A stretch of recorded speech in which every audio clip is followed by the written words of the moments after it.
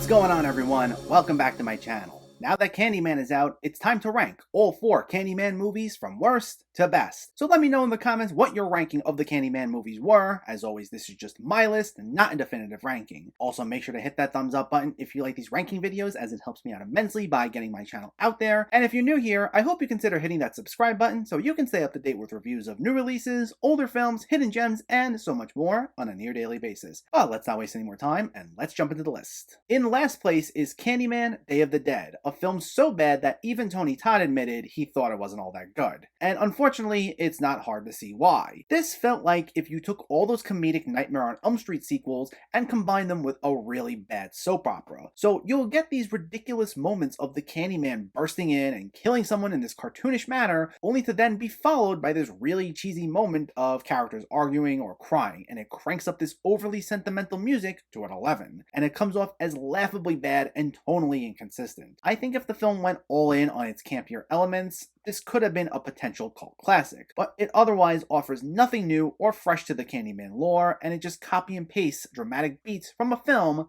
that already did this much better. At number 3 is Candyman: Farewell to the Flesh, a generic and by-the-numbers slasher that marks a huge step down from the iconic first film, stripping it of all of its meaningful social commentary. While Tony Todd is solid here, and whenever we see the Candyman wreaking havoc, it's a fun enough time for those who are into slashers, all it does is literally just take the first film, changes the characters, changes the settings, and gives us almost the exact same thing we got in the first movie. But this time, it's with characters who aren't as interesting and with none of the moody chills that went into that first film. It's far from one of the worst slasher sequels out there, but it really offers nothing new to the series. At number 2 is the original Candyman from 1992, the one that started it all, which is a nice mix of gothic romance, murder mystery, supernatural horror, and a slasher film. And while some of the ways it does lean into each of those elements might not totally work, as it does rely on some genre cliches in the second half, what we got was still a very effective film overall. While Tony Todd's performance alone makes this worth watching for his booming delivery and menacing presence, I did also like how the film didn't overly rely on him at first, and instead it takes its time,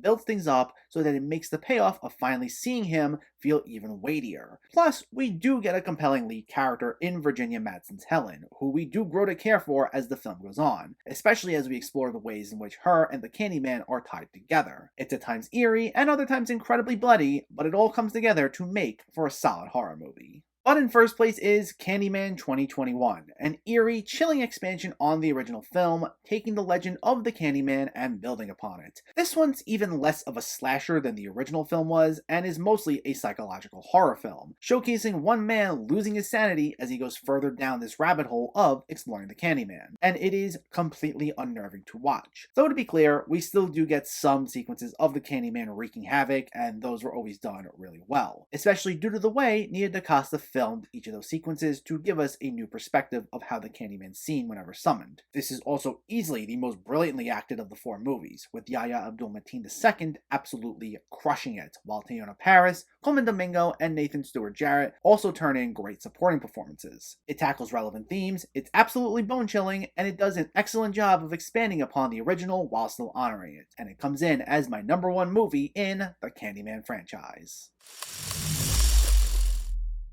And that's my ranking of the Candyman franchise, all of which I only just saw for the first time over these past couple of weeks. And the trajectory has reminded me of how most of these other slasher franchises go, where the first is a classic, and with the exception of this newest film, all the sequels were no good. But if they do decide to move forward with new films in the franchise, if they're anything like this last one, I'll very much be looking forward to them. But let me know, what's your ranking of the Candyman movies? Did you agree with this list at all? Did you disagree with it? Let me know in the comments below so we can discuss. Also, if you enjoyed this video, please like it and share it. And for more movie reviews and film discussion, please make sure to hit that subscribe button to stay updated. Thanks for watching, everyone, and keep having fun with film.